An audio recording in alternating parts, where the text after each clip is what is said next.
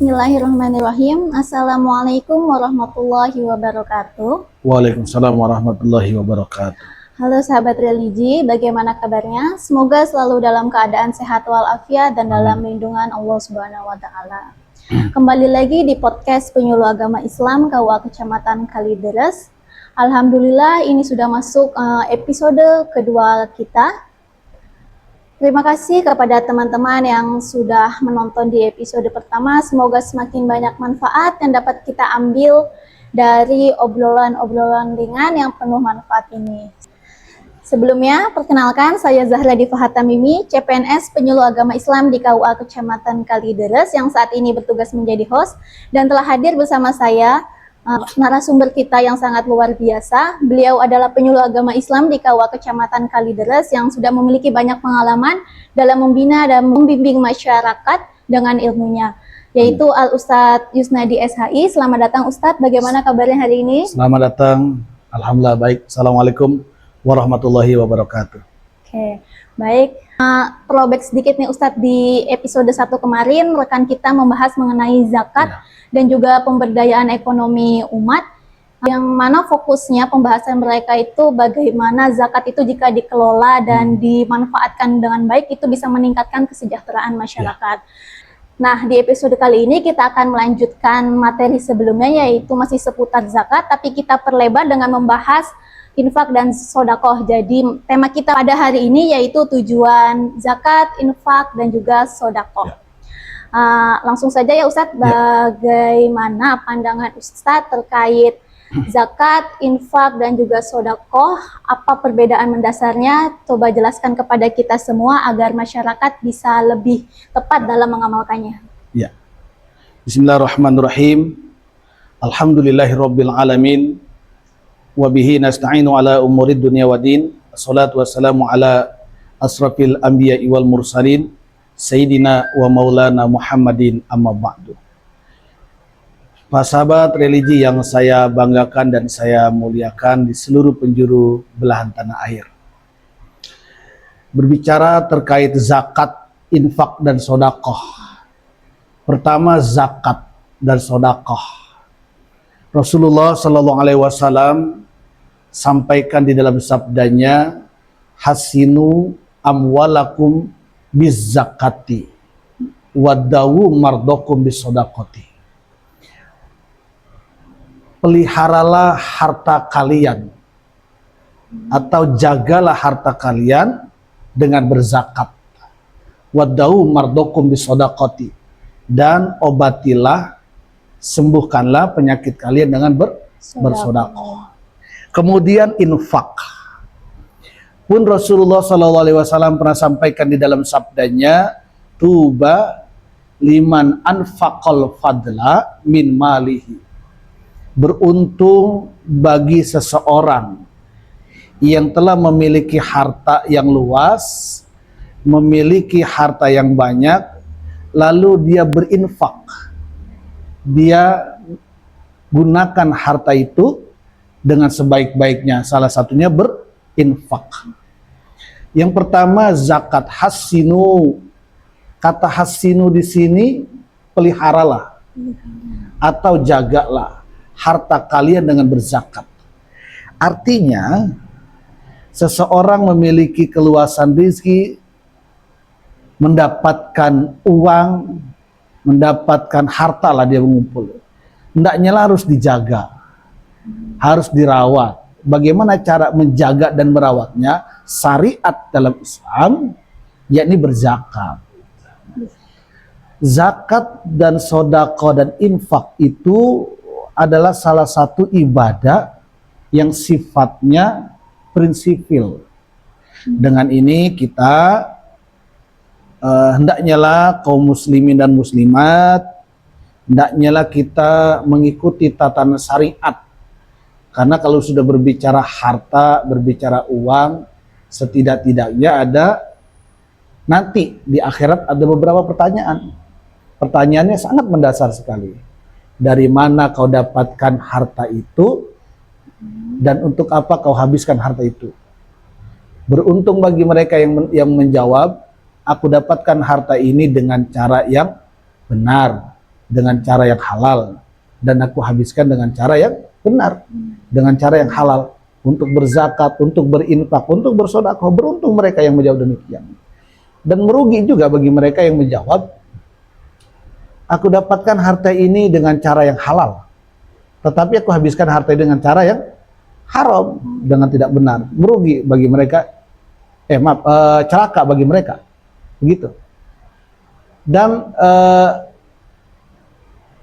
amat sangat disayangkan sekali, menjadi hal yang sia-sia ketika seseorang mendapatkan harta dengan cara yang halal, namun mereka habiskan dengan cara yang haram. Ini pun merugi, tidak ada pemanfaatan yang berguna untuk menghabiskan harta.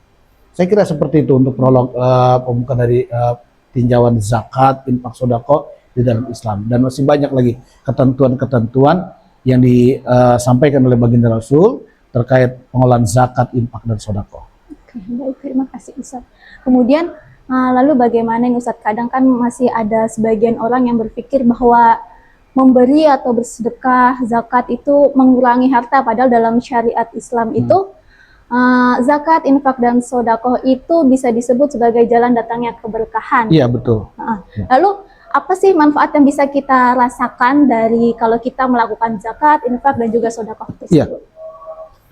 Tentu zakat kalau dinilai dari jalan sosial, ini amat sangat bermanfaat untuk saudara-saudara kita yang membutuhkan.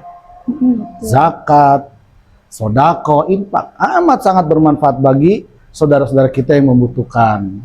Hendaknya kita membersihkan itu. Zakat, kita bersihkan harta kita dengan mengeluarkan zakat tentu kepada para orang-orang yang memang sudah ditentukan dalam syariat.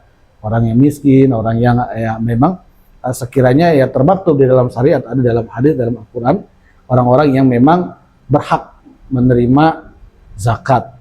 Pun demikian dengan infak. Infak pun salah satu kemanfaatan untuk membangun, ya, salah satunya adalah untuk memiliki peranan penting dalam membangun masyarakat yang lebih adil, peduli, dan harmonis.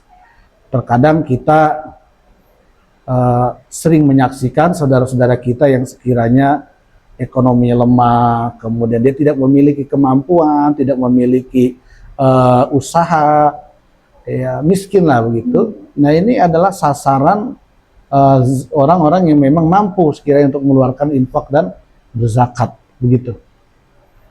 Sekiranya seperti itu. Baik. Berarti zakat dan infak ini sangat bermanfaat sekali untuk masyarakat sekitar yang emang itu termasuk dalam kategori mungkin kategori yang tepat sasarannya, ya Ustaz, ya. Betul. Oke, kemudian mungkin pertanyaan terakhir nih Ustaz, apa sih upaya pemerintah dalam zakat ini gitu? Nah, ini yang poin terpenting, ya. Di dalam zakat ada upaya pemerintah, ada upaya negara. Pemerintah pun mengatur. Ini adalah bentuk kepedulian untuk masyarakat, untuk sosial, dan tentu masyarakat yang membutuhkan. Bukti daripada andil pemerintah, maka ada undang-undangnya. Undang-undang tentang zakat itu Undang-Undang Nomor 23 tahun 2011. Ini tentang pengelolaan zakat. Nah, tadi kan bagaimana kalau zakat dikelola? Pemerintah pun memberikan satu kontribusi lewat peraturan dan undang-undang. Di dalam Undang-Undang Nomor 23 tahun 2011 tentang pengelolaan zakat, termasuk juga pengumpulan zakat, dan juga termasuk juga pendistribusian dan pendayagunaan zakat. Ini dikelola, diatur sedemikian rupa oleh undang-undang.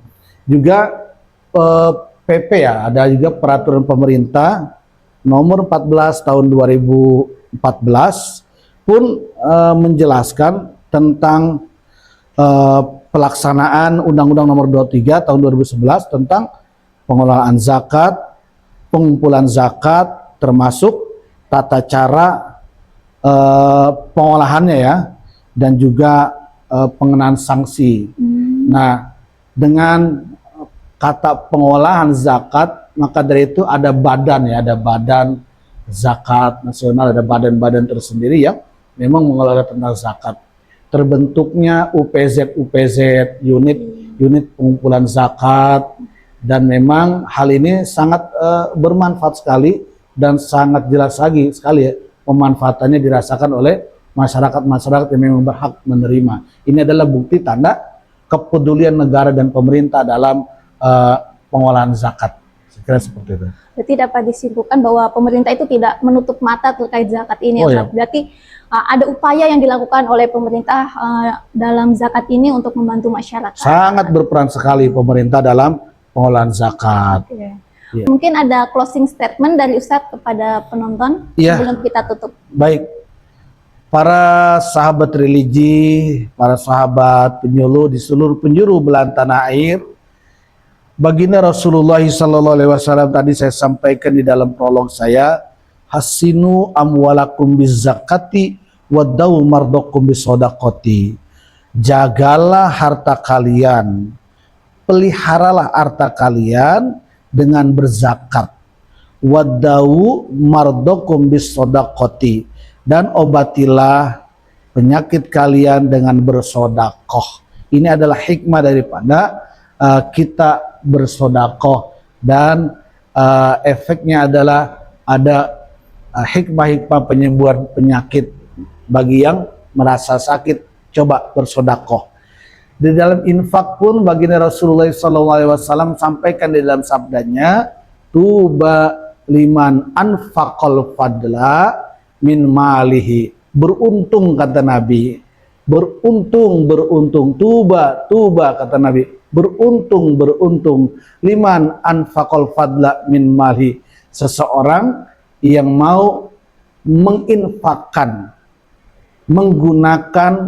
memanfaatkan hartanya untuk berinfak di jalan yang benar.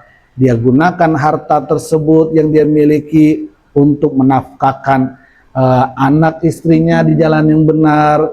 Dia nafkahkan, dia berinfak untuk saudara-saudaranya yang membutuhkan.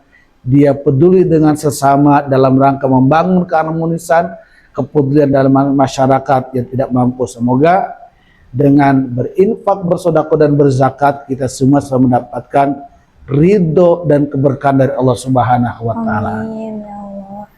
Terima kasih Ustadz atas closing statement yang sangat luar biasa ini. Semoga kita semua termasuk dalam orang-orang yang terus mau berzakat, berinfak dan juga bersedekah. Mungkin kita cukupkan podcast pada hari ini. Kurang lebihnya saya mohon maaf. Wassalamualaikum warahmatullahi wabarakatuh. Waalaikumsalam warahmatullahi wabarakatuh. Terima kasih.